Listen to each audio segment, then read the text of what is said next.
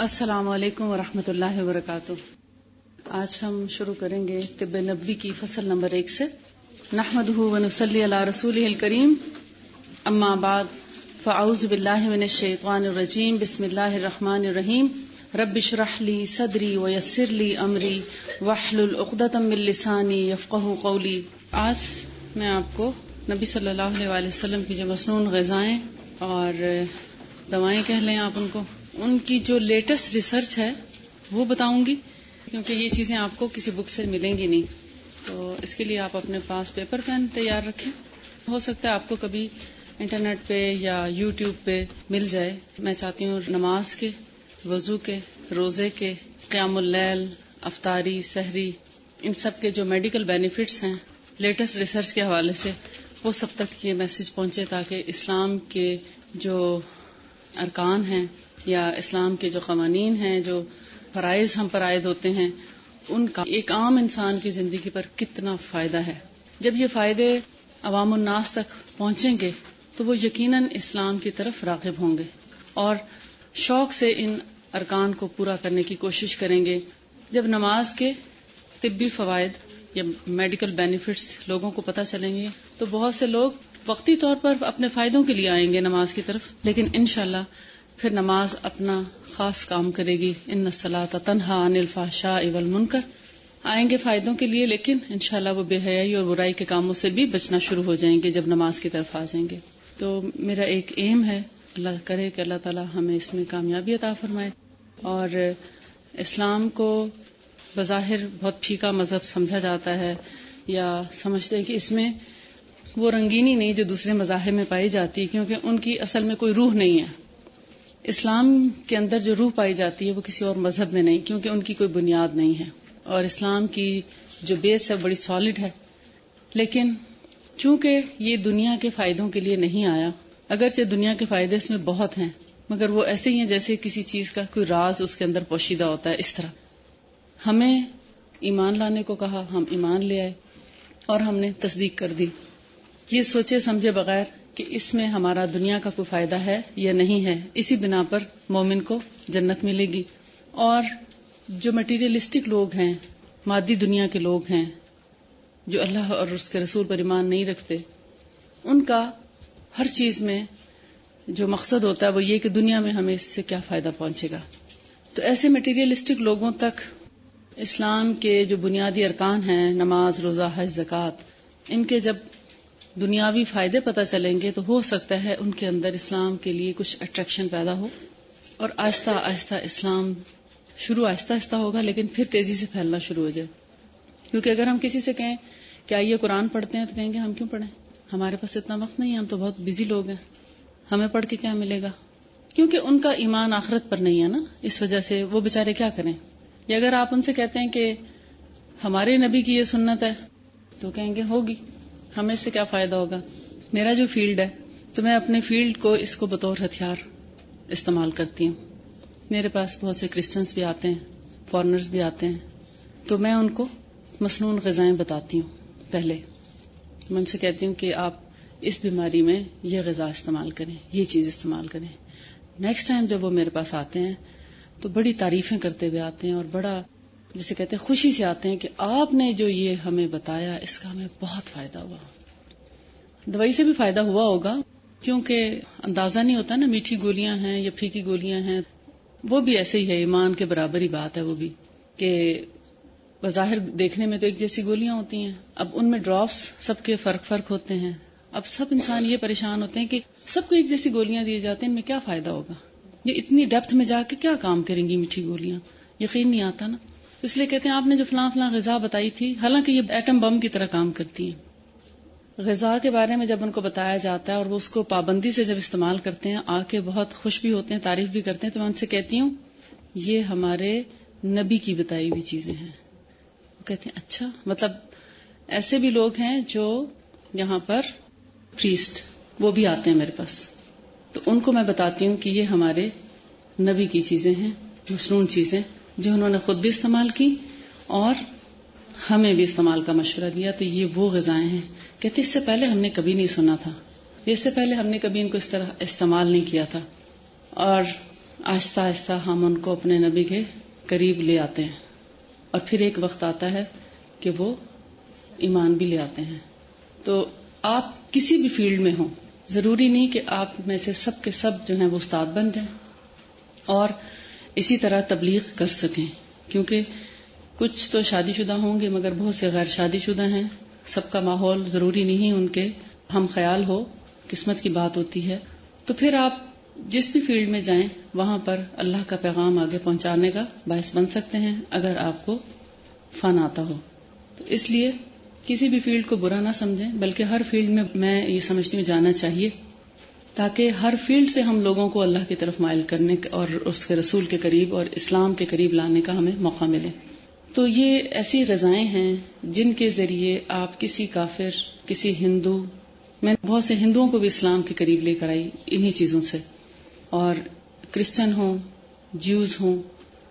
آپ جب ان کو ان کے فائدے بتائیں گے اور ان کی کسی بھی بیماری یا تکلیف میں یہ چیزیں بتائیں، اور پھر جب وہ آپ کو رسپانس دیں گے، کیونکہ ہم مسلمانوں کا عام طور پر پاکستان کے مسلمانوں کا یہ رویہ ہے کہ آپ جب کسی کے ساتھ خیر خواہی کرتے ہیں، بھلائی کرتے ہیں، پہلے تو وہ شک کرتے ہیں کہ پتہ نہیں کیوں ایسا کر رہے ہیں. پھر اگر کچھ لوگ شک نہیں کرتے، اس پر اپلائی کر بھی دیتے ہیں، اس کو فائدہ اس سے حاصل کر بھی لیتے ہیں، تو ہم پلٹ کر کبھی کسی کا شکریہ ادا نہیں کرتے یا اس کے احسان مند نہیں ہوتے. ایسا ہی ہے نا، یا فیڈ بیک نہیں دیتے کہ ہاں ہمیں اس سے کیا فائدہ ہوا. لیکن جو غیر مسلم ہیں ان میں ایک خصوصیت یہ ہے کہ وہ آپ کو فیڈ بیک دیتے ہیں، رسپانس دیتے ہیں، آپ کا شکریہ ادا کرتے ہیں کہ آپ نے جو ہمیں یہ اور یہ ہمارے ساتھ، ایون وہ کسی بیماری میں جب ٹھیک بھی ہو جاتے ہیں تو تھینک یو ضرور کرتے ہیں، کبھی کارڈ پہ لکھ کے، کبھی فون کر کے، کبھی خود آ کے. تو حالانکہ یہ اسلامی شعار ہے، کیونکہ جو بندوں کا شکر گزار نہیں وہ اللہ کا بھی شکر گزار نہیں ہو سکتا، ہے نا. ایسا فیڈ بیک ضرور دینا چاہیے، اچھا ہو یا برا، اس سے ریسرچ میں اور فائدہ ہوتا ہے. آئیے ہم دیکھتے ہیں سب سے پہلے شہد کے بارے میں، کیونکہ شہد کے بارے میں آپ نے تھوڑا بہت پڑھ لیا ہے. ہنی جس کو بولتے ہیں، شہد جو نبی صلی اللہ علیہ وآلہ وسلم نے ہمیشہ استعمال کیا، ہر روز ڈیلی بیسس پہ یوز کیا، صبح خالی پیٹ، نہار منہ. آپ نے خود بھی استعمال کیا، صحابہ کرام کو اس کا مشورہ دیا، اور بہت سے بیماروں کو بہت سی بیماریوں میں اس کے استعمال کا مشورہ دیا. اس وقت جو لیٹسٹ ریسرچ سامنے آئی ہے شہد کے بارے میں، اس میں چند ایک چیزیں آپ کے سامنے پیش کروں گی، بہت ڈیٹیل میں نہیں بتا سکتی وقت کی کمی کے باعث. شہد بہت سی بیماریوں میں، بلکہ تقریباً تمام بیماریوں میں قابل شفا چیز ہے. یہ نیچرل اینٹی بایوٹک ہے، یعنی قدرت کی تیار کردہ اینٹی بایوٹک ہے. ایسی میڈیسن ہے جو بیکٹیریا کو مار دیتی ہے، ہر قسم کے بیکٹیریا، وائرس، پیراسائٹ، جراثیم، سب کو بہترین طریقے پر کل کرتی ہے، لیکن انسانی جسم کو فائدہ پہنچاتی ہے. انسان کو کوئی نقصان پہنچائے بغیر اس کے خلاف جتنے بھی قسم کے جراثیم یا بیکٹیریا، وائرس پائے جاتے ہیں ان سب کو ہلاک کرتی ہے. اسی لیے اگر سائنس میں اس کو حلق میں لگائیں، سائنس آپ سمجھتے ہیں جس میں ناک بند محسوس ہوتا ہے اور سانس بھی صحیح طریقے سے نہیں آتا. بیسیکلی یہ ہمارے جو ناک کے گرد یہ جو جگہیں ہیں، یہ ایک طرح کی پاکٹس ہوتی ہیں، یہ بلاک ہو جاتی ہیں، جن کے اندر سے ہوا فلٹر ہو کر ہم انہیل کرتے ہیں. سائنس اس کو کھولتا ہے اگر اس کو حلق میں لگائیں. جیسے میں نے آپ کو طریقہ بتایا تھا کہ ایک تو آپ کھائیں بھی صحیح، 1 ٹیبل سپون کے قریب اگر آپ کھا لیتے ہیں تو اس کو گلے میں جب وہ اترنے لگے تو تھوڑا سا گلے کو چپکا لیں آپس میں. کیسے کریں گے؟ حلق کو جب آپس میں ملاتے ہیں تو کیا ہوگا، وہ حلق کے ارد گرد جتنی جگہ ہیں ان سب میں اچھی طرح لگ جائے گا، اور گلے کو آپس میں چپکانے کی وجہ سے یہ تھوڑا کانوں کی طرف بھی، اور تھوڑا جو ہولز ہیں ناک کی طرف جانے والے، کانوں کی طرف جانے والے، ان کی طرف بھی تھوڑا تھوڑا پہنچ جائے گا، جس سے کانوں کے انفیکشن میں بھی، کیونکہ یہ بند جگہوں کو کھولتا ہے، سویلنگ کو دور کرتا ہے. اور اگر بلغم ہے، ریشہ ہے، یا کوئی بھی ایسی چیز چپکی ہوئی ہے، جیسے بعض اوقات مونگ پھلی آپ کھاتے ہیں یا کوئی ایسا ڈرائی فروٹ لیتے ہیں جس کا چھلکا، بادام ہے، بعض دفعہ آپ دیکھتے ہیں تالو پہ چپک جاتا ہے اور کسی طور اترتا نہیں، بہت اریٹیٹ کرتا ہے. آپ اس وقت شہد کھا کے دیکھیں، اس کو اتار دے گا. لیکن کھاتے وقت آپ گلے کو ضرور آپس میں ملائیں گے، حلق کو. ٹھیک، تو پھر یہ ان تمام چیزوں کو یعنی وہاں پر موجود جراثیم اور بیکٹیریا جو بھی چیز ہے ان سب کو صاف بھی کرے گا، ہولز کو کھولے گا، سویلنگ کو دور کرے گا، اور اس سے سائنسز کھل جاتے ہیں شہد کھانے سے. پھر سور تھروٹ کو فائدہ دیتا ہے. سور تھروٹ آپ سمجھتے ہیں، گلے کی خراش جس میں آواز بھی خراب ہوتی ہے. خراش آپ سمجھتے ہیں اریٹیشن ہونے لگتی ہے، گلے میں کھچ کھچ شروع ہو جاتی ہے. تو جیسے ہی زکام کا آغاز ہو تو آپ ہنی کھا کے دیکھیں، آپ کو فوری طور پر یہ زکام کے خلاف آپ کے قوت مدافعت کو بڑھائے گا، اور ہو سکتا ہے 80 سے 90% لوگ کور کر جاتے ہیں، ان کو شدید زکام نہیں ہو پاتا، کیونکہ یہ جسم کو تھوڑا سا گرماتا بھی ہے، ٹونک بھی ہے قسم کے، اس میں بہت سے وٹامن ہیں. اسی طرح تھروٹ انفیکشن جو ہوتے ہیں جس میں پس پڑ جاتی ہے، پس کو نکالنے کے لیے بھی شہد بہت اچھا کام کرتا ہے. باقاعدہ آپ اس کو لگا بھی سکتے ہیں. جیسے پہلے زمانے میں لوگ ٹونسلز ہو جاتے تھے یا گلا خراب ہوتا تھا چھوٹے بچوں کا، تو نمک یا راکھ یا ایسی کسی چیز سے گلے کو دبا دیا کرتے تھے. آپ لوگوں میں سے کوئی جانتے ہیں یہ علاج؟ اس سے نبی صلی اللہ علیہ وسلم نے منع فرمایا ہے، یہ علاج نہیں کرنا چاہیے، کیونکہ اس سے بچوں کو خاصی تکلیف پہنچتی ہے اور بعض اوقات بڑا نقصان بھی پہنچتا ہے، خون چل پڑتا ہے بعض اوقات. اسے کہتے ہیں گلے میں چونکے لگانا، یعنی کسی بھی راکھ یا گلیسرین یا اس سے جو تالو ہے اس کو پش کر دیا جاتا ہے اوپر کی طرف. تو اس سے کیا ہوتا ہے، وقتی طور پہ گلا تو ٹھیک ہو جاتا ہے، لیکن کبھی کبھی وہ اتنا پھس جاتا ہے، یعنی اتنا انفیکشن ہوتا ہے کہ وہ پھٹ جاتا ہے، اور اس سے پھر بلیڈنگ شروع ہو جاتی ہے، اور ہو سکتا ہے کہ وہ بلڈ لنگز میں بھی کسی طریقے سے چلا جائے انہیل کرتے وقت. جب ہم کچھ نگلتے ہیں تو یہ جو اللہ تعالیٰ نے ہمارا گلے کے اندر کوا لٹکا رکھا ہے، یہ کیا کام کرتا ہے، ہماری ہوا کی نالی کے اوپر آ جاتا ہے.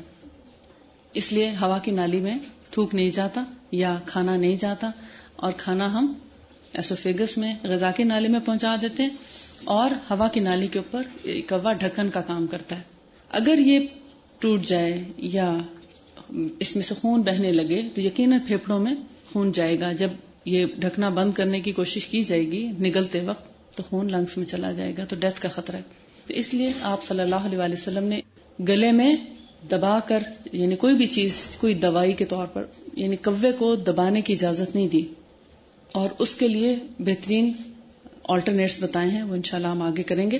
فی الحال ہم شہد پر بات کر رہے ہیں، اور کیا کیا چیزیں ہیں گلے میں لگانے کے لیے وہ انشاءاللہ آپ کو بعد میں بتائیں گے. بہرحال یہ ایئر انفیکشن، سور تھروٹ، نوز اور تھروٹ انفیکشن کے لیے بہترین چیز ہے. سائنسز کو کھولتا ہے، بیکٹیریا کو بہترین طور پر کل کرتا ہے، اور اینٹی بایوٹک سے زیادہ اچھا کل کرتا ہے، کیونکہ اینٹی بایوٹک کے اپنے سائیڈ ایفیکٹس ہیں، اس کا کوئی سائیڈ ایفیکٹ نہیں، سوائے ان لوگوں کے جیسے میں نے آپ سے پہلے عرض کیا تھا کہ جن کو معدے کی جلن ہو، السر کا پرابلم ہو یا ایسیڈیٹی بہت زیادہ ہو، ان کو وقتی طور پر معدے میں گرمی کا احساس دلاتا ہے. تو ایسے لوگوں کے لیے پھر یہ سرکے کے ساتھ لینا زیادہ مناسب ہے، لیکن سرکہ بھی ایک محتاط کوانٹٹی کا ہو، کیونکہ سرکہ ڈائریکٹ کھانے سے بھی خراش ہوتی ہے. اس لیے میرے اندازے کے مطابق شہد اگر دگنا ہے اور آدھا سرکہ ہے، اگر لگانے کی بات ہے تو ایون سور تھروٹ میں بھی سرکہ کوئی ایفیکٹ نہیں کرتا اگر ہنی کے ساتھ ملا کر لیا جائے. ڈائریکٹ سرکہ ضرور تکلیف دے گا، لیکن ڈائریکٹ نہ لیں، اس کو شہد یا زیتون کے تیل کے ساتھ ملا کر ہی لگایا جائے. اور زیتون کا تیل ایسی چیز ہے جو آپ ڈائریکٹ کھا بھی سکتے ہیں، پی سکتے ہیں بغیر کسی چیز کے ساتھ ملائے.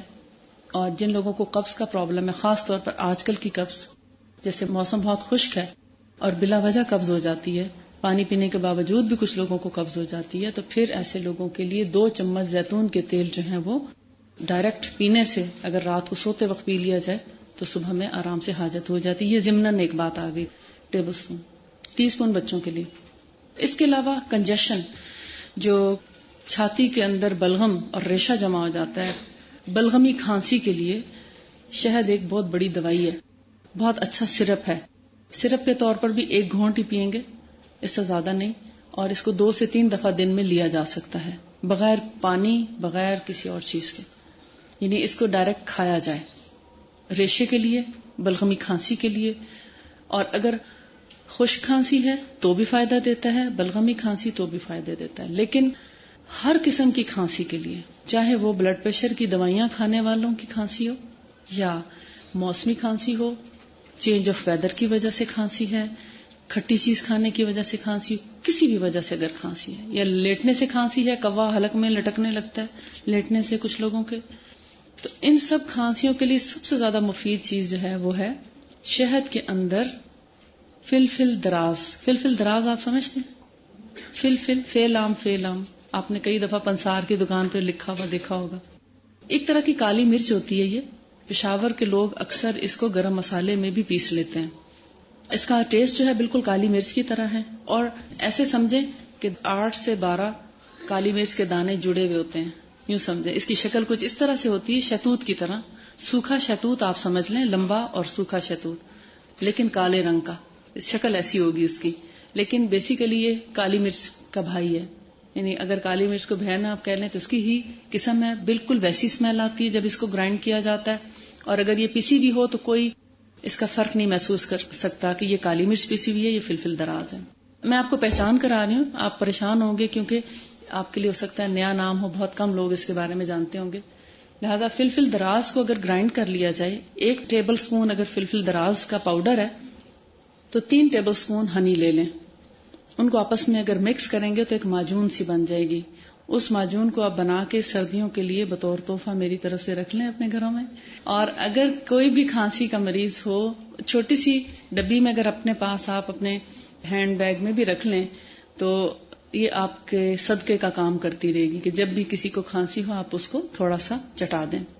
اور اس کی مقدار تقریباً آدھی ٹی سپون کافی ہوتی ہے، ½ ٹی سپون، آدھا چائے کا چمچ۔ اور اس کے ساتھ پانی، چائے کچھ بھی نہیں لینا اس کو، بلکہ منہ اور گلے میں لگا چھوڑیں۔ یہ اتنا زیادہ کڑوا نہیں لگے گا آپ کو، بس صرف ٹیسٹ ڈیولپ ہونے کی بات ہے۔ 1-2 دفعہ آپ کو تھوڑا سا لگے گا جیسے تھوڑی سی اسٹرانگ ٹیسٹ کی ہے، مگر اس کو لینے کا سب سے بہترین ٹائم کھانسی کے وقت اور سوتے وقت۔ بے شک کھانسی نہ بھی ہو تو سوتے وقت اس کو منہ میں لے کر تھوڑا سا اس کو گلے میں منہ میں مسل کے اور سو جائیں۔ رات بھر کھانسی نہیں ہوگی۔ بعض لوگوں کو رات کو اسپیشلی کھانسی زیادہ ہوتی ہے لیٹنے سے، یا نیند اس کی وجہ سے ڈسٹرب ہوتی ہے، تو 2 وقت بہترین ہے۔ دن میں جب کھانسی آئے تب لیں، اس کو 3-4 دفعہ بھی لیا جا سکتا ہے دن اور رات میں، اور سوتے وقت ضرور لیں۔ یہ شہد کے ساتھ ملا کر بہترین دوائی ہے۔ اس کے علاوہ زخموں پر لگانے کے لیے، جب میں نے آپ کو یہ کہہ دیا نا کہ جب بھی کھانسی آئے، وہ چاہے کھانے سے پہلے آئے یا کھانے کے بعد آئے، سوتے وقت آئے یا سو کر اٹھنے کے بعد آئے، آپ ان اوقات میں لیں گے۔ صبح دوپہر شام والا فارمولہ اختیار نہیں کریں گے، یہ ایز ریکوائرڈ ہے۔ اگر کسی کو کبھی کبھی کھانسی آتی ہے تو کبھی کبھی لے گا، اور اگر کسی کو بہت شدید کھانسی ہے تو 2 سے 3 گھنٹے کے بعد بھی لی جا سکتی ہے، یعنی کچھ وقفے کے بعد شدت کے دورے کے وقت۔ اس کے علاوہ شہد جو ہے وہ را ہونا چاہیے، ریئل نیچرل درخت پہ لگا ہوا، وہی زیادہ افیکٹو ہے۔ لیکن اگر کہیں آپ نے لگانا ہے، یا جیسے میں نے آپ کو اس دن لگانے کی ریسیپیز بتائی تھیں اسکن کو اچھا کرنے کے لیے، سرکہ اور شہد اور گلاب کارک، اور یا پھر گلیسرین، لیمو کارک اور گلاب کارک، وہ جو 2 آپ کو میں نے الگ الگ بتائے تھے فارمولے، وہ اپنی جگہ ہیں، بہت فائدہ مند ہے۔ لیکن اسی طریقے سے اگر آپ کے جسم پہ کوئی زخم ہے، خارش ہے، جیسے اس موسم میں خاص کر آپ دیکھتے ہیں کہیں نہ کہیں خارش، کسی خاص پوائنٹ پہ اریٹیشن ہوتی رہتی ہے کچھ لوگوں کو، چاہے وہ سویٹر کی وجہ سے ہو یا کسی سنتھیٹک چادر یا کسی اور وجہ سے، یا کھانے پینے میں چونکہ چیزوں میں تبدیلی آتی ہے، آپ کہیں تو ٹھنڈے شربت اور جوسز اور کیا کچھ گرمیوں کے موسم میں لے رہے ہوتے ہیں، اور جیسی سردی آتی ہے تو پھر آپ ڈرائی فروٹس اور انڈے اور گوشت اور مچھلی اور بہت کچھ گرم چیزیں شروع ہو جاتی ہیں، تو باڈی ریئیکٹ بھی کرتی ہے، تو اس صورت میں کیا ہوتا ہے، اسکن کے اوپر ریشز آنا شروع ہو جاتے ہیں۔ کسی خاص پوائنٹ پہ، ٹانگ میں یا بازو پہ یا ہاتھ پہ، جسم میں آپ کو تکلیف ہوتی ہے جب خارش ہوتی ہے، تو ایسی جگہ پر اگر شہد اور سرکہ ہم وزن ملائیں اور اس میں زیتون کا تیل بھی، یعنی یہ 3 چیزیں اگر ملا کر رکھیں تو ایک عام کھجلی کے لیے بہت اچھی چیز ہے، اس کو شیک کر کے لگا لیں۔ لیکن اگر سورائسس ہے، اور سورائسس میں آپ کو پتا ہے کہ بہت کرونک ڈیزیز ہے، اور اس کے بارے میں ایک بڑا خوف پایا جاتا ہے کہ شاید یہ ٹھیک نہیں ہو سکتی، لیکن اللہ کے حکم سے یہ ہمارے ہاں 3 سے 5 مہینے میں بالکل ٹھیک ہو جاتی ہے، اور اس کا نام و نشان بھی باقی نہیں رہتا، اور زندگی میں پھر کبھی دوبارہ خارش بھی نہیں ہوتی ایسے لوگوں کو۔ مگر سورائسس کے لیے یہ لگانے میں وقتی افاقہ ضرور کرے گی، سورائسس کی بیماری کو ختم نہیں کرے گی، اس کا علاج ہی کرانا پڑتا ہے۔ بیسیکلی وہ انڈر اسکن فنگس ہوتی ہے، اس فنگس کو جب تک ابھرنے کا موقع نہ دیا جائے سورائسس نہیں جاتی۔ سورائسس والی اسکن پر بھی اس کو، اور ایگزیما پر، اسکیبیز پر، اسکیبیز کے جراثیم بھی شہد بہت اچھا کل کرتا ہے، لیکن اس کو بھی سرکے کے ساتھ ملا کر، اور جو چیز اب میں آپ کو بتانے لگی ہوں، مہندی کے پتے، مہندی کے پتوں کو اگر آپ گرائنڈ کر لیں خود تو زیادہ اچھا ہے، اور اگر گرائنڈ نہیں بھی کرتے تو اس کا دوسرا طریقہ یہ ہے، مہندی کے پتوں کو سرکے میں بھگو دیں، کوانٹٹی بعد میں بتاتی ہوں، رات کو، اور صبح تک اس کا خاصا اثر جو ہے وہ سرکے میں آ چکا ہوگا مہندی کا، اور آپ دیکھیں کلر بھی چینج ہو گیا ہوگا، تو وہ بھیگا ہوا مہندی کے پتے جو سرکے کے اندر آپ نے بھگوئے، صبح اٹھ کر آپ ان کو ایک ابالا دے دیں، یعنی جوش آ جائے جب سرکے کو، اس میں کچھ نہیں ایڈ کرنا، پانی وانی کوئی چیز نہیں ملانی، سرکے کو آپ ابال لیں گے جس کے اندر مہندی کے پتے ڈبوئے تھے یا مہندی کا پاؤڈر ڈبویا تھا۔ صبح جب اس کو ایک بوائل آ جائے چولہا بند کر دیں، اور اس کے اندر اب زیتون کا تیل ملا لیں۔ اب آپ کہیں گے کوانٹٹی کتنی ہو، تو اگر فرض کریں سرکہ 1 کپ ہے تو مہندی کے پتے اگر ہوں گے تو ہو سکتا ہے وہ 2 چمچ آئیں، لیکن اگر پاؤڈر ہوگا تو 1 چمچ کافی ہے۔ 1 مگ کیسا ہوتا ہے، ذرا بڑا ہوتا ہے نا مگ، آپ آدھی بوتل کر لیں، جو بوتل ملتی ہے آپ کو جیسے روح افزا کی بوتل ہوتی ہے اس کی آدھی بوتل کر لیں تقریباً، اس میں 2 چمچ مہندی کے پتے، اور اگر پاؤڈر ہے تو 1 چمچ اس میں ڈپ کر دیں رات کو، صبح ایک ابال آنے پر اس کے اندر اس سے آدھا، یعنی جتنا سرکہ تھا اس سے آدھا تیل ملائیں، تیل ہم وزن نہیں ملائیں گے، یعنی 1/4 بوتل جو ہے وہ زیتون کا تیل ملائیں گے، اور چولہا بند کر کے زیتون کا تیل ڈالتے ہیں، یعنی جیسے جوش آ رہا ہے نا سرکے کو، چولہا بند کر دیں، اب زیتون کا تیل ڈالیں اور فوراً اس کو اچھی طرح سے شیک کر دیں۔ جب وہ ٹھنڈا ہو جائے پھر اس کو چاہے آپ چھانیں یا نہ چھانیں، نہ چھانیں گے تو اور مہندی کا اثر آتا رہے گا اس کے اندر، میں نہیں چھانتی، کچھ عرصے میں وہ میلٹ ہو جاتے ہیں پتے، تھوڑے سے لیسدار سے ہو جاتے ہیں، لیکن ایون پھر بھی وہ کام کرتے ہیں، اینڈ تک ان پتوں کو بھی آپ رگڑ دیں، جب کچھ بھی نہ بچے شیشی میں تو پتے ہی رگڑ دیں، ان کے اندر بھی بہت تاثیر ہوتی ہے، ان کا رنگ نہیں آتا سکن پہ، سرکے کے اندر جب یہ پتے وغیرہ ڈالتے ہیں تو پھر اس کا رنگ سکن پر اس طرح نہیں آتا بطور دوا لگانے کے۔ اب آپ وہ جو آپ کے پاس تیار ہو گئے، لینیمنٹ ایک طرح سے تیار ہو گئی ہے، اس کو خارش کے وقت، اور اگر خارش آپ کو زیادہ نہیں ہوتی، صرف سورائسس ہی ہے، بعض اوقات سورائسس میں خارش سچ نہیں ہوتی، لیکن سکن کو سافٹ کرنے کے لیے، سکن کو ہیل کرنے کے لیے، ایڑیوں کے جو چیرے کٹس آ جاتے ہیں ان کے اندر یہ دوا لگائیں، آپ کے ہیلز جو ہیں وہ ہیل اپ ہو جائیں گی، زخموں کو بھرنے کی بہترین دوا ہے یہ۔ آپ حیران ہو رہے ہوں گے سرکہ اور زخموں پہ لگانے کو بتا رہے ہیں، کتنی عجیب سی بات ہے نا، ہم کیا سمجھتے ہیں سرکہ تو گلا خراب کرتا ہے، یہ وائٹ ونیگر خراب کرتا ہے۔ جو پھلوں کا سرکہ میں آپ کو بتاتی ہوں ہمیشہ، یہ وہ سرکہ ہے جو نبی صلی اللہ علیہ وسلم نے خود استعمال کیا، اور آج تک اس کو بہت سی بیماریوں اور دواؤں میں استعمال کیا جاتا ہے۔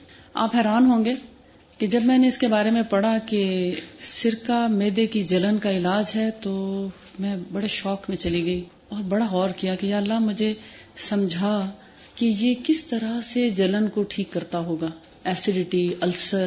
دیکھیں السر میں کیا ہوتا ہے، ہمارے ایک طرح سے معدے کا زخم کھل جاتا ہے اور سم ٹائمز بلیڈ بھی کرتا ہے، تو کیا یہ کھلے ہوئے زخموں پر سرکہ کا استعمال کرنا چاہیے؟ سمجھ نہیں آتی تھی۔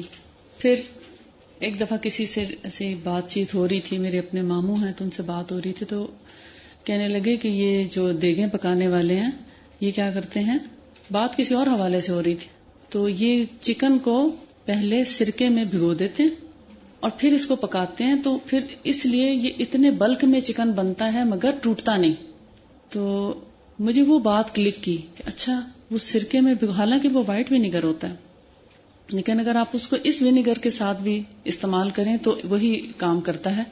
تب مجھے سمجھ آئی کہ بیسیکلی یہ پورز کو کھلنے نہیں دیتا، جو ریشے زخم بن کے کھلتے ہیں ان کو یہ بند کر دیتا ہے، مسام کو جہاں کھولتا ہے وہاں بند بھی کرتا ہے۔ بلا وجہ جو مسام کھل جاتے ہیں جیسے سکن کے، آپ دیکھتے ہیں کچھ لوگوں کی پورز کھل جاتی ہیں، بڑے پریشان ہوتے ہیں ہماری سکن کی پورز کھلی ہوئی ہیں اور جو ہے سکن بے ڈھنگی لگتی ہے، تو اب اس کو بند کرنے کا کیا طریقہ؟ ان کے لیے بھی وہی جو میں نے آپ کو 2 چیزیں پہلے بتائی ہیں، سرکے کے ساتھ اور لیمو کے جوس کے ساتھ، وہ دونوں کام کرتی ہیں. اور اگر پورس بند ہو جائیں، یعنی بہت زیادہ جیسے بلیک ہیڈز وائٹ ہیڈز کے ساتھ پورس بند ہو جاتے ہیں، ان کو بھی صاف کرتا ہے. تو آپ کا ایک نیچرل جو ہے میڈیسن گھر پہ تیار ہو جاتی ہے. یہ دیکھیں شہد کے ساتھ اور ہنا مہندی کے پتے جو ابھی میں نے آپ کو بتایا، یہ شہد کے بارے میں آپ نے کر لیا کور. اور شہد جو ہے میں نے آپ کو بتایا کہ وہ مکھی جو پھلوں اور پھولوں سے رس چوس کے شہد بناتی درختوں پر، وہی اصل میں شہد ہے. باقی نقل ہے، لیکن نقل میں بھی کچھ چیزیں بہتر ہوتی ہیں اس لحاظ سے کہ اگر وہ مکھیاں جو ایک خاص باغ میں تیار کرتی ہیں، کچھ نہ کچھ پھلوں پھولوں کا رس بھی چوستی ہیں، لیکن آ کر پھر اسی چھتے میں بیٹھ جاتی ہیں جو انہوں نے شیرینی کے رکھے ہوتے ہیں. 50% اس میں شاید چینی پائی جاتی ہے یا میٹھا پایا جاتا ہے، 50% ان میں کچھ جوس پایا جاتا ہے. بہرحال ایسی چیزیں لگانے کے لیے آپ استعمال کر لیں، لیکن کھانے کے لیے آپ کوشش کریں کہ اصلی شہد ہو. کہتے ہیں کہ جو اصلی شہد ہوتا ہے اس کو گرم نہیں کیا جاتا ہے. جیسے اس دن انہوں نے ذکر کیا تھا نا کہ اس میں کبھی کوئی ڈنگ ہوتا ہے کسی مکھی کا، یا پر آ جاتا ہے، یا کوئی ایسی چیز آ جاتی ہے، تو اس کو میکسیمم آپ چھان لیں. اگر چھان کے وہ چیز نکل آتی ہے، چونٹیاں وغیرہ ہوں وہ الگ چیز ہے، اس کو پھر آپ سکن پہ لگانے کے لیے استعمال کر لیں. کھانے کے لیے اگر کسی شہد میں چونٹیاں پڑ گئی ہیں اس کو کوشش کریں چھاننے کی. اگر وہ نہیں چھنتا، اب آپ کی قسمت کی بات ہے، اگر چھن جاتا ہے آپ چونٹی اس میں سے نکال سکتے ہیں تو اس کو کھائیں نہیں، اس کو لگانے والے دواؤں میں استعمال کر لیں. جیسے پیسچرائز کیے جاتے ہیں نا چیزیں، اس کے نمی کو تھوڑا خشک کر کے گاڑھا کیا جاتا ہے. جو بہت گاڑھا شہد ہو سمجھیں کہ وہ اتنا اچھا شہد نہیں ہے. اصلی شہد تھن ہوتا ہے، اس کی ایک پہچان ہے. اور اگر اس میں آپ ایک فنگر ڈپ کریں اصلی شہد کو پہچاننے کے لیے، تو آپ اس کو جتنا اونچا لے جائیں بہت دیر تک اس کی تار نہیں ٹوٹتی. لیکن جو عام شہد ہوتا ہے، نقلی کہہ لیں یا فارم ہاؤسز میں تیار شدہ، آپ دیکھتے ہیں ایسے آپ ڈپ کرتے ہیں تو انگلی کے ساتھ قطرہ لگا ہوا آ جاتا ہے اور باقی سارا شہد نیچے. تو یہ ایک تھوڑی سی پہچان ہے اصلی شہد کی. اگر سکن جل جائے تو بھی شہد ایک بہترین لینیمنٹ ہے یا آئنٹمنٹ کے طور پر. جلے ہوئے حصے پہ لگائیں تو چھالے نہیں پڑتے. یعنی فرض کریں ہاتھ جل گیا تو اگر آپ نے کچن میں سامنے شہد رکھا ہے تو فوراً اٹھا کے شہد مل دیں. وقتی طور پہ ہلکی سی جلن ہوگی لیکن وہاں چھالا نہیں پڑے گا. جسم کا کوئی حصہ جل جائے تو شہد لگائیں، فوری آرام دیتا. اور اس کا سب سے بڑا فائدہ یہ ہے کہ اس جلے ہوئے کا نشان بھی نہیں ہوتا، سکن پہ نشان نہیں چھوڑتا. سب سے پیاری بات یہ ہے جتنی بھی سکن جل جائے یہ نشان نہیں چھوڑتا اور سکن کو ہیل کرنے میں ہیلپ کرتا. اور اس کا فائدہ کیا ہے کہ جب سکن جل جاتی ہے یا اتر جاتی ہے تو سب سے زیادہ خطرہ انفیکشن کا ہوتا ہے نا. کسی بیکٹیریا کو، کسی جراثیم کو سکن تک آنے نہیں دیتا اور جلد کی بہت اچھی حفاظت کرتا ہے. اس لیے جلے ہوئے پر سب دواؤں سے زیادہ شہد کارگر ہے، چاہے وہ جیسا بھی شہد ہے، اس سے کوئی غرض نہیں وہ اصلی ہے یا نقلی ہے. بہت بڑا اس کے اندر ٹریٹمنٹ پایا جاتا ہے کینسر کے اگینسٹ، کیونکہ کینسر بھی بیسیکلی جسم کو ڈسٹرائے کر رہا ہوتا ہے نا، انفیکشن ہوتا ہے نا ایک قسم کا. اس انفیکشن کو ریلیز کرنے میں خاصی ہیلپ کرتا ہے. اگرچہ مکمل علاج نہیں ہے اس کا، لیکن ہیلپ ضرور کرتا ہے کینسر کے اگینسٹ. اسی طرح سرکہ اور شہد ملا کر سائنس انفیکشن میں بھی ہیلپ کرتا ہے. آپ اس کو اب ظاہر ہے ناک کے اندر تو نہیں لگا سکتے، لیکن کھا کر ہی اس کا کچھ نہ کچھ اثر ناک تک پہنچا سکتے ہیں. منہ کی بدبو کو بھی ختم کرتا ہے. جیسے میں نے اس دن آپ کو بتایا تھا کہ اگر منہ میں اسمیل آ رہی ہو تو اس کے لیے سیب کا سرکہ اور شہد دونوں ہم وزن ملا کر آپ رکھ لیں اور اس کو منہ کے اندر لگا دیں تو تھوڑی دیر میں آپ کی منہ کی اسمیل ختم ہو جائے گی. دارچینی کے ساتھ ملا کر لیا جائے تو آرتھرائٹس اور سٹمک اپسٹ یعنی موشن ڈائریا وغیرہ کے لیے بہت اچھا ہے دارچینی کے ساتھ. اور بلیڈر انفیکشن میں بھی مدد دیتا ہے. جن کو یوٹرائن انفیکشنز ہوتے ہیں UTI، وہ بھی شہد کا اگر استعمال کریں پانی میں ڈال کر تو ان کے یورین کے جتنے انفیکشن ہیں وہ سب ٹھیک ہو جاتے ہیں. اس کے علاوہ ڈرائی اسکن کے لیے بھی بیسٹ ریمیڈی ہے. جیسے فیس اگر بہت زیادہ ڈرائی ہو گیا تو آپ شہد کے اندر جو میں نے آپ کو چیزیں ملائی، ایک تو وہ آپ روٹین میں بھی لگا سکتے ہیں اور خاص طور پر اس جگہ پر آپ شہد لگا دیں. تھوڑی دیر میں وہ آپ کی اسکن کو بہت خوبصورت بنا کے چھوڑے گا. اور بہترین فیشل ہے، یعنی جیسے ٹونر یعنی فیشیل کے بعد یا آپ نے جو بھی اسٹیم وغیرہ لی اس کے بعد اگر آپ ہنی لگا دیں تو آپ دیکھیں گے جلد کی جھریوں کو دور کرنے کے لیے اور داغ دھبوں کو دور کرنے کے لیے اور لٹکتی اسکن کو سیٹ کرنے کے لیے اگر آپ کے پاس اتنا شہد موجود ہے تو آپ اس کو فیس پر لگا سکتے ہیں. اب ہے فگز، انجیر. فگز کے اندر کیا کیا پایا جاتا ہے؟ یہ فائبر اور کیلشیم کا بیسٹ سورس ہے. فائبر فوڈ ہے. فائبر وہ چیز ہوتی ہے جس کے اندر یعنی ریشہ ہو یا مٹیریل موجود ہو ایسا جو آپ کی آنتوں کو صاف کرتا چلا جائے. لہذا قبض کا بہترین علاج ہے فگز. پائلز کو بھی ٹھیک کرتا ہے اگر اس کو خوب اچھی طرح چبا چبا کے کھایا جائے. اس کے اندر کے جو باریک بیج ہوتے ہیں نا ان بیجوں کو خوب اچھی طرح توڑ کے کھانا چاہیے. دانتوں میں خوب پیس کے کھائیں تاکہ ان بیجوں کے اندر کا جو آئل ہے وہ نکلے اور وہ آپ کو فائدہ پہنچائے. یعنی ان بیجوں کو آپ ایسا نہ سمجھیں کہ وہ شاید ایسے بیکار سے ہیں. ان کے اندر اللہ تعالیٰ نے بڑی خاصیت رکھی ہے جو ہمارے پائلز اور کانسٹیپیشن کے لیے دوا کا کام کرتی ہیں. اس کے علاوہ فگز میں copper, manganese, magnesium, potassium, calcium اور وائٹامن کے بھرپور پایا جاتا ہے. اور یہ دنیا کا واحد ایسا پھل ہے جو سب سے زیادہ وٹامن اپنے اندر رکھتا ہے. سب سے قیمتی پھل ہے اگر دیکھا جائے تو، چاہے یہ فریش ہو یا ڈرائی ہو، دونوں صورتوں میں بہترین ریزلٹس دیتا ہے. سورہ 3 میں اس کا ذکر ہے انجیر کا. اور آپ صلی اللہ علیہ وآلہ وسلم سے روایت کی جاتی ہے، ضعیف ہے یا صحیح ہے اس کے بارے میں نہیں کہا جا سکتا، لیکن روایت ہے. روایت دیکھیں وہ چیز ہے جو حدیث نہیں ہے.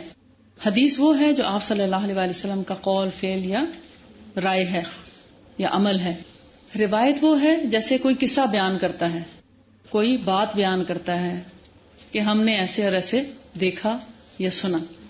تو آپ صلی اللہ علیہ وآلہ وسلم سے روایت کیا جاتا ہے کہ اگر میں جنت کے پھل کے بارے میں بتاؤں کہ وہ جنت سے اترا ہے تو وہ یہی پھل ہے، یعنی انجیر.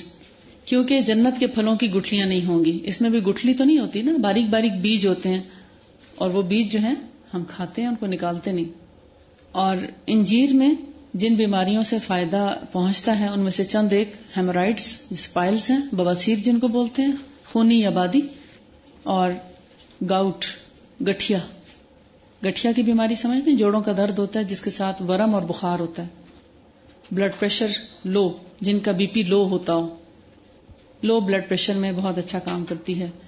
اس کے علاوہ پلازما اینٹی آکسیڈنٹ کیپیسٹی اس کے اندر پائی جاتی ہے اور پلازما اینٹی آکسیڈنٹ کیپیسٹی کو انکریز کرتا ہے. پلازما اینٹی آکسیڈنٹ کیپیسٹی کیا ہوتی ہے؟ پلازما آپ سمجھتے ہیں کیا چیز ہے؟ خون کے اندر جو جمنے کی صلاحیت ہے اس کو یہ بڑھاتا ہے اور اس کی صفائی بھی کرتا ہے، یعنی اس کو ڈی ٹاکسیفائی کرتا ہے. اینٹی آکسیڈنٹ کیا ہوتا ہے؟ یعنی کہ اس کے اندر جو فرض کریں اگر باڈی سے کوئی خون کسی بھی وجہ سے چل پڑتا ہے، چاہے وہ مینسٹرل پرابلم ہے یا نکسیر کا مسئلہ ہے یا کچھ لوگوں میں ہیموفیلیا پایا جاتا ہے، خون اتنا تھن ہوتا ہے کہ وہ ذرا سے چوٹ لگنے پر بھی بہنا شروع ہو جاتا ہے اور خطرہ ہوتا ہے کہ سارے جسم کا خون ہی نہ بہہ جائے. تو ایسے لوگوں کو انجیر بہت فائدہ دیتے ہیں. اور انجیر کی جو خوراک ہے وہ 2 سے 3 دانے میڈیم سائز کے، یعنی اگر بڑے ہیں تو 2 بھی لیے جا سکتے ہیں، لیکن سنت طریقہ آڈ نمبرز کا ہے، اس لیے 3 دانے کافی ہوتے ہیں. جن لوگوں کے جسم میں گرمی کا عنصر زیادہ ہے اور وہ زیادہ گرم چیز نہیں استعمال کر سکتے، اس کی تاثیر قدرے گرم ہے لیکن اتنی گرم نہیں کہ آپ کو کوئی نقصان پہنچائے. تھوڑا سا آپ کو اس سے فیل ہوگا کہ جیسے ایک دم انرجی آتی ہے. چائے سے زیادہ اچھی انرجی انجیر سے آتی ہے. چائے اگر آپ چھوڑنا چاہیں تو انجیر آپ کو خاصی ہیلپ کر سکتی ہے. تو 3 دانے بہت ہیں خوراک کے طور پر. جن کو قبض اور بواسیر کا پرابلم ہے ان کے لیے خاص طور پر طریقہ یہ ہے کہ رات کو 1 کپ پانی میں انجیر کے 3 دانے بھگو دیے جائیں اور صبح اٹھ کر وہ پانی بھی پی لیا جائے اور انجیر بھی کھا لی جائے. اس کے بعد ہے کھجور، ڈیٹس. کھجور میں 20 طرح کے امائنو ایسڈز ہوتے ہیں، 20 طرح کے، 20 ٹائپس آف امائنو ایسڈز، اور یہ سب ڈائجسٹو پروسیس میں ہیلپ کرتے ہیں. اس کے علاوہ کھجور بذات خود آسانی سے ہضم ہو جاتی ہے. کھجور ہضم کرنا مشکل کام نہیں ہے. جسم کو انرجی دیتی ہے. فزیکل ایکٹیویٹی کے لیے بہت اچھی چیز ہے. اگر روزے رکھتے وقت اور کھولتے وقت کھجور کھائیں تو زیادہ کھانا نہیں کھایا جاتا، اور اس کا ایک بڑا فائدہ یہ ہوتا ہے کہ آپ بلا وجہ پیٹ پر بوجھ نہیں لاتے، اور پھر تراویح پڑھنے میں بڑی سہولت رہتی ہے. اور اگر آپ کھانا زیادہ کھا لیں تو پھر سانس پھولا رہتا ہے اور دل چاہتا سو جائیں. تو یہ ایک اچھی چیز ہے. ایک تو یہ انرجی دیتی ہے جسم کو، روزے کی تھکاوٹ اور کمزوری کو دور کرتی ہے، آپ کی طاقت کو بحال کرتی فوری طور پر. سحری میں کھانے سے یہ فائدہ ہوتا ہے کہ جسم سارا دن تھکتا نہیں اور آپ خوب انرجیٹک رہتے ہیں سارا دن. اس کے علاوہ نروس سسٹم بھی اس سے ہیلدی رہتا ہے کھجور سے. جو لوگ پٹھوں کے درد کی اور تھکاوٹ اور ڈراؤزینس کی شکایت کرتے ہیں، ایسے لوگ اگر اپنے پاس پاکٹ میں کھجور رکھیں تو جب پڑھتے پڑھتے آپ بہت ڈراؤزی فیل کرنے لگیں، تھکاوٹ محسوس کریں، تو ایک کھجور اپنے منہ میں رکھ لیں اور اس کے بعد آپ ایکٹیو ہو کے بیٹھ کے اپنا پڑھائی کریں. انیمیا کا بہت اچھا علاج ہے، خون کی کمی کا. جن لوگوں میں خون کی کمی ہو وہ بھی 3 سے 5 دانے، ڈپینڈ کرتا ہے کھجور کس سائز کی ہے. اب اگر امبر ہے تو شاید ایک ہی دانہ کافی ہو. امبر خاصی بڑی کھجور ہوتی ہے. اسی طرح کیلیفورنیا کی کھجور ہے، وہ بھی خاصی بڑی ہوتی ہے اور امبر سے بھی دگنی موٹی ہوتی ہے. ساری زمین اللہ کی ہے. مختلف علاقوں کی کھجور مختلف تاثیر رکھتی ہے. مدینے کی کھجور خاص طور پر رسول اللہ صلی اللہ علیہ وسلم نے پسند فرمائی، اور مدینے کی کھجور عام طور پر آپ دیکھتے ہیں ڈارک کلر کی ہوتی ہے، تو اس کے اندر وٹامنز بھی زیادہ پائے جاتے ہیں. لیکن ہر ایک کی پسند مختلف ہے. کچھ ایسی کھجوریں ہیں جن کے اندر گٹھلی ہی نہیں پائی جاتی، اور کچھ کھجوریں کچی کچی توڑ کے ان کو سکھا لیا جاتا ہے، چھہارے بن جاتے ہیں. کچی سے مراد اتنی کچی نہیں جیسے ڈوکے ہوتے ہیں، لیکن ابھی پکنے کے قریب ہوتی ہے، پوری طرح درخت پہ نہیں پکتی. اور اس کو جیسے ہمارے ہاں چھہارے ہوتے ہیں. پھر کھجور خوب پکا کے بھی اتاری جاتی ہے، وہ زیادہ میٹھی ہوتی ہے. جو درخت کے اوپر جتنا زیادہ رہے وہ اتنی زیادہ میٹھی ہوتی ہے. اور بے شمار اقسام ہے کھجوروں کی. جو آپ میں سے حج عمرے کے لیے گئے اور انہوں نے مدینہ میں اگر کھجور مارکیٹ دیکھی ہے تو وہ اب ویرائٹی سے جانتے ہیں کہ کیسی کیسی کھجوریں جو ہیں وہ وہاں پر پائی جاتی ہیں. اور اللہ کی شان ہے، بہت کم میٹھے والی کھجور بھی موجود ہے، یعنی شوگر پیشنٹس ان کو آسانی سے لے سکتے ہیں. اور بہت میٹھی کھجوریں بھی موجود ہیں. جن کا شوگر لیول ڈاؤن ہے وہ زیادہ میٹھے والی کھجور لیں، اور جو شوگر کے پیشنٹ ہیں اگر وہ انرجی کے لیے لینا چاہیں ایک دانہ تو وہ پھیکی کھجور لے سکتے ہیں. اس میں سکری جو ہے وہ کم میٹھی کھجور ہے، سکری. اور جو مبروم ایک ہے وہ جوان لوگوں کے لیے زیادہ اچھی، کیونکہ خوب اچھی طرح چیو کی جاتی ہے. رسیلی بھی ہوتی ہے مگر تھوڑی سی لیسدار کہہ لیں، یا یعنی سخت ہوتی ہے کہ اس کو چبا کے کھانے میں مزہ آتا ہے. لیکن کچھ کھجوریں ایسی ہیں بہت سافٹ ہوتی ہیں، تو جو آپ کی پسند کی ہو آپ اس میں سے لیں اور اس سے فائدہ اٹھائیں. کیونکہ کچھ لوگ میٹھا پسند نہیں کرتے، وہ کہتے ہیں کہ جلن ہوتی ہے، تو جلن والے اجوا جیسے ہے، وہ کم میٹھی ہے کھجور، تو شوگر پیشنٹس کے لیے اجوا بھی بہت اچھی ہے. دل کے مریضوں کے لیے اجوا بہت اچھی ہے. یہ نائٹ بلائنڈنس نہیں ہونے دیتی. اندھراتا جس کو بولتے ہیں، رات کے وقت صحیح نظر نہ آنا، یا جیسے شام ہوتے ہی کچھ لوگوں کا ویژن جو ہے وہ بلر ہونا شروع ہو جاتا ہے، تو ایسے لوگوں کے لیے کھجور بہت اچھی ہے. اگرچہ یہ اس کا علاج تو نہیں مگر اس کو پریونٹ کرتی ہے، مزید اس بیماری کو بڑھنے نہیں دیتی اگر کھجور کا استعمال مسلسل رکھیں. آپ کے خیال آ رہا ہوگا کہ چونکہ میٹھا دانتوں کے لیے اچھا نہیں ہوتا تو میں اگر میٹھی چیز کھاؤں تو میرے دانت خراب ہو جاتے ہیں. لیکن کھجور کا میٹھا ایک ایسی چیز ہے جو دانتوں کا انیمل برقرار رکھتا ہے، دانتوں کے انیمل کو خراب نہیں کرتا. اور یہ جو انیمل کیا ہوتا ہے، یہ پالش ہوتی دانتوں کی، اس پالش کو خوب ہیلدی رکھتا ہے، اس کو خراب نہیں ہونے دیتا. عام طور پر جو چینی سے یا گڑ شکر کسی اور چیز سے بنے ہوئے میٹھے ہیں وہ آپ کے دانتوں کو نقصان پہنچاتے ہیں، لیکن جو کھجور کا میٹھا ہے یا کھجور جو ہے وہ آپ کے دانتوں کو انیمل کی حفاظت کرتا ہے. تو لہٰذا کھجور کھا کر دانتوں کے بارے میں پریشان نہ ہو. اور یہ اس لیے دانتوں کی حفاظت کرتا ہے کہ اس کے اندر فلورین پایا جاتا ہے جس سے ٹوتھ ڈکے کم ہو جاتا ہے. اور اگر ٹوتھ ڈکے ہو چکا ہے، دانتوں کے اندر کیڑا لگ چکا ہے، تو اب اس کو یہ ختم نہیں کر سکتی کھجور. آپ یہ نہ سمجھیں کہ آپ کے دانتوں میں کیڑا لگ گیا، کھجور دانتوں کے لیے بہت اچھی ہے تو وہ اس کو ٹھیک کرے گا، ٹھیک نہیں کر سکتی. اگرچہ وہاں تک روک دے گی، آگے بڑھنے نہیں دے گی، لیکن ختم نہیں کر سکتی، اس کے لیے آپ کو علاج ہی کرنا پڑے گا. قبض کے لیے بھی ایک اچھی چیز ہے اور انرجی بوسٹر ہے بیسیکلی. انٹسٹائنل ڈس آرڈر کو بھی ٹھیک کرتی ہے، یعنی قبض یا موشن کو اعتدال پر لے کر آتی ہے. اور سب سے زیادہ جو خواتین کے لیے فائدہ ہے وہ یہ کہ یہ یوٹرس کے مسلز کو ڈائلیٹ کرتی ہے، یعنی رحم کے جو عضلات ہیں ان کے اندر لچک پیدا کرتی ہے. اور اسی وجہ سے یہ ڈیلیوری میں بھی بہت ہیلپ کرتی ہے، جیسا کہ قرآن پاک میں سورہ مریم میں اللہ تعالیٰ نے حضرت مریم سے فرمایا کہ کھجور کھاؤ اور پانی پیو چشمے کا. تو وہیں سے ریسرچ شروع کی اور لوگوں نے دیکھا کہ یہ کیوں ایسا کہا گیا ڈیلیوری کے وقت. تو پھر پتا چلا کہ یہ تو یوٹرس کے مسلز کو ڈائلیٹ کرنے میں بہت اچھی میڈیسن ہے، میڈیسن کی طرح کام کرتی ہے. اور نرسنگ مدر یعنی جو مائیں بچوں کو دودھ پلا رہی ہوں ان کے لیے یہ بڑا نیوٹریشس ٹونک ہے، یعنی ان کی غذا کا ایک حصہ ہونا چاہیے. جو مائیں بچوں کو دودھ پلا رہی ہوں ان کے دودھ کے اندر ایک انرجی بھی بھرتا ہے اور ماں کو بھی کمزور نہیں ہونے دیتا، ماں کے اندر بھی تھکاوٹ کا احساس نہیں ہو پاتا. کیونکہ جب بچہ صرف ماں کے دودھ پہ ہوتا ہے تو ماں اپنے آپ کو پھر آہستہ آہستہ ویک فیل کرنا شروع کرتی ہے. لیکن جو عورتیں اس کے ساتھ ساتھ کھجور کا استعمال کرتی ہیں تو ان کو تھکاوٹ کا احساس نہیں ہو پاتا اور ان کی بہت اچھی طرح غذا کی کمی کو پورا کرتی ہے. اگر اس کو دودھ میں بھگو کر لیا جائے یا اس کا شیک کر لیا جائے دودھ میں ڈال کے اس کو، اور بکری کا دودھ ہو تو زیادہ اچھا ہے. آپ کو میں نے اونٹنی کے دودھ کے فائدے تھوڑے بہت بتائے ہیں، لیکن بکری کے دودھ کے بھی بہت سے فائدے ہیں. لائٹ ہوتا ہے، اگرچہ اس کی خوشبو آپ کو اچھی نہیں لگے گی بکری کے دودھ کی کیونکہ آپ یوز ٹو نہیں ہیں، عادی نہیں ہیں، مگر سنت سمجھ کر کبھی نہ کبھی بکری کا دودھ ضرور پیجیے گا اور اس کے گڈ ایفیکٹس دیکھیے گا. پینے کے بعد ہر ایک اس کا اپنا الگ فائدہ محسوس کرے گا، اپنے اپنے پرابلمس میں دیکھے گا کتنا ہیلپ فل ہے. ہم اصل میں اب صرف گائے یا بھینسوں کے دودھ پہ رہ گئے. ہم نہ بکری کا دودھ استعمال کرتے ہیں نہ اونٹنی کا دودھ استعمال کرتے ہیں. اونٹنی کا دودھ بھی اور بکری کا دودھ بھی سنت سمجھ کے ایک دفعہ پی کر. کل مجھے کسی نے آج کے دور میں معجزہ بتایا، دودھ کی بات چلی تو میں آپ کو بتا دوں کہ ایک اور جگہ میں نے آپ کو بتایا تھا نیول کمپلیکس میں میری آج کل کلاسز ہو رہی ہیں، تو وہاں پر جب ہم نے استسقاء کے بارے میں پڑھا تو کچھ خواتین ایسی تھیں جن کے گھروں میں ایسے اسائٹس کے پرابلم تھے، پیٹ میں پانی پڑنا جس کو بولتے ہیں. ایک خاتون تھی جن کے بچے کے پیٹ میں بہت سا پانی جمع ہو چکا تھا، 11 سال کا بچہ تھا. اس کے پیشاب کی نالی میں کوئی بلاکیج ہو گئی تھی کہ یورین نیچے نہیں اترتا تھا.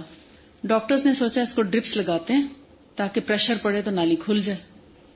اس بیچارے کو 6 ڈرپس لگ گئیں لیکن اس کو یورین نہیں آیا اور پیٹ ایسے تھا جیسے پھٹنے والا ہو گیا. وہ سارا پانی اس کے پیٹ کی جھلی میں آ گیا. بائی چانس اسی دن اس نے وہ سنا اور اللہ نے اس پر رحمت کر دی. اس نے پورے یقین کے ساتھ وہ عمل کیا جو میں نے آپ کو بتایا تھا کہ دودھ اور پیشاب ملا کر اگر اونٹنی کا دیا جائے تو پیٹ کے پانی نکلنے میں بڑا مفید ہے. ارینا اور اکل کے لوگوں نے جب مدینے کی اقامت ناپسند کی اور ان کے ساتھ جو معاملہ ہوا تو اس نے پورے یقین، کیونکہ اب دیکھیں اس کو کچھ نظر نہیں آ رہا تھا، یا موت اور یا پھر کہ میں اس کو اگر پیشاب پلا دوں تو کیا حرج ہے، اگر رسول اللہ نے فرمایا تو صحیح فرمایا. دودھ اور پیشاب اس بچے کو ملا کر پلایا گیا. اس بچے نے جیسے ہی دودھ کا گلاس ختم کر کے ابھی رکھا تھا تو کہتا ہے میں نے باتھ روم جانا ہے. باتھ روم گیا اور اس نے کھل کے پیشاب بھی کیا اور کھل کے اس کو پخانہ آیا اور پیٹ تقریباً آدھا ہو گیا ایک دفعہ پینے سے. معجزہ ہے یہ. دوسرے دن اس کا ایمان اور بڑھا، اس نے پھر اس کو اسی طرح دودھ اور پیشاب مکس کر کے اونٹنی کا پلایا. اسی طرح ہوا اور اس نے پھر کھل کے حاجت کی. تیسرے دن اس نے پھر پلا دیا اور اس کا پیٹ بالکل ساتھ لگ چکا تھا 3 دن میں. آپ حیران ہوں گے کہ 3 دن میں اس کا پیٹ بالکل ساتھ لگ گیا. چوتھے دن جب وہ ڈاکٹر کے پاس گئی اس نے کہا کہ اب آپ دیکھیں بچے کا، تو اس نے سارے ٹیسٹ کروائے، ٹیسٹ سارے کلیئر آئے. اب دیکھیں ہم تو یہی سوچتے رہتے ہیں اچھا پیشاب کیسے مکس کر کے پلائیں. جب اللہ اور اس کے رسول نے ہمارے لیے حلال جانوروں کی ہر چیز حلال کر دی سوائے خون کے، تو اس کے استعمال میں کبھی بھی شک اور شبہ نہیں کرنا چاہیے اور دیر بھی نہیں کرنی چاہیے. آپ کے آس پاس جتنے مریض ہیں ان کی جان بچائیں، ان کو یہ میسج پہنچائیں. اور اس دن سے وہ مجھے دعائیں دے رہی ہے. حالانکہ دعا کس کو دینی چاہیے؟ رسول اللہ صلی اللہ علیہ وسلم جو رحمت للعالمین. اس کو پتا چلا ہوگا کہ رسول اللہ کتنے زبردست رحمت لے کر آئے اس کے لیے. ہم اور آپ اتنا اندازہ نہیں کر سکتے. جس کے بچے کی جان بچی ہے وہی اندازہ کر سکتا ہے کہ آج اس کو کتنی رحمت پہنچی رسول اللہ کی وجہ سے. اور کیوں پہنچی؟ کہ وہ ایمان لائی، اس نے تصدیق بھی کی عمل سے. تو ہم بھی اگر اس طریقے سے ان سنتوں کو فالو کریں تو انشاءاللہ ہم بھی اپنے آپ میں اور اپنے گھروں میں رحمت محسوس کریں گے. جی، اونٹنی کا دودھ اور تازہ بغیر ابالے کچا دودھ، وہیں جائیں وہیں دودھ نکلوائیں. باڑے میں چلے جائیں تو آپ کو ہر چیز فوری اویلیبل ہوتی ہے. اگر یہاں باڑے نہیں تو میٹرو کے پاس اونٹ کافی چلتے پھرتے نظر آتے ہیں. اور میں اکثر ایسے مریضوں کو جن کو اس قسم کے پرابلمز ہوں مسنون چیزوں میں سے بتاتی رہتی ہوں، اور وہ مجھے آ کر اس کے ریزلٹس بھی بتاتے رہتے ہیں. یہ صرف آپ کو ایمان دلانے کے لیے آج کے دور میں معجزہ، یعنی ریسنٹلی اسی ہفتے کی بات ہے. اور اللہ تعالیٰ نے ان کے لیے اگر اتنا فضل کیا تو اگر آپ بھی اپنے گھر میں یا اپنے آس پاس اپنے رشتہ داروں میں اپنے دوست احباب میں کسی کے ساتھ اگر پرابلم ہے تو ان سنتوں کو پھیلائیں. اس سے لوگ اور دین کے قریب آئیں گے برابر مقدار میں، اور فریش رکھی بھی نہ ہو. کوشش کریں کہ وہیں جا کر پلائیں، کیونکہ دودھ زیادہ دیر تک کچا رکھا جائے تو اس کے اندر بیکٹیریا جراثیم آ جاتے ہیں. اچھا، دودھ کے اندر کھجور بھگو کر کیا کیا فائدہ دیتے؟ یہ فزیکل ایکٹیویٹی کہہ لیں یا سیکشل ایکٹیویٹی کہہ لیں، ان دونوں میں بہت ہیلپ فل ہے. بہت سے گھروں میں پرابلمز ہوتے ہیں کہ مردانہ کمزوری ہے یا کوئی ایسی چیز ہے جو گھروں کو ایک طرح سے ہلا کے رکھ دیتی ہے. تو ایسے میں یہ ایک بہت اچھی غذا بھی ہے اور دوا بھی ہے. جیسے 3 سے 5 دانے یا 7 دانے بھی ڈپینڈ کرتا ہے مریض کی اپنی کیپیسٹی کتنی ہے یا کھجور کا سائز کیا ہے. 3, 5 یا 7 دانے 1 کپ دودھ میں اگر رات کو بھگو دیے جائیں، گٹھلی نکال کے آبویسلی، اور پھر ان کو صبح شیک کر کے تھوڑی سی الائچی بھی ڈال سکتے ہیں ایک خوشبو کے لیے، یا کھجور کی گرمی کو کم کرنے کے لیے الائچی کو ڈالا جاتا ہے. اس کا اگر شیک بنا کر مریض کو دیا جائے سردیوں میں گرم کر کے اور گرمیوں میں ٹھنڈا کر کے، تو یہ فزیکل ایکٹیویٹی کے لیے بہترین ٹانک ہے.